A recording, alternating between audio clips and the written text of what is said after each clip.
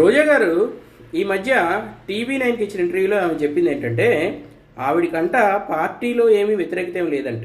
ఎందుకంటే పెద్దిరెడ్డి రామచంద్రారెడ్డి, మిథున్ రెడ్డి వీళ్ళంతా కూడా రోజా శ్రేయస్ కోరుకుంటారంట, రోజా అభివృద్ధి కోరుకుంటారంట, రోజా బాగా మంచి పదవుల్లో ఉండాలని కోరుకుంటారంట.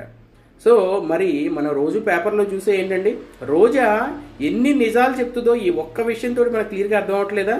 అసలు నగరి నియోజకవర్గంలో ఆవిడికి ఎంతమంది శత్రువులు ఉన్నారు, ఎంత వ్యతిరేక వర్గం ఉందో వైఎస్ఆర్ కాంగ్రెస్ పార్టీలోనే.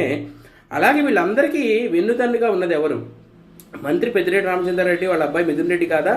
సో వీళ్ళందరూ కూడా నగరి నియోజకవర్గంలోనే ఇంతమంది శత్రువులు ఉన్నారు, వాళ్ళకి పదవులు ఇప్పించింది కూడా మంత్రి పెద్దిరెడ్డి అని తెలిసి కూడా ఎలా బొంకుతుందో చూడండి రోజా.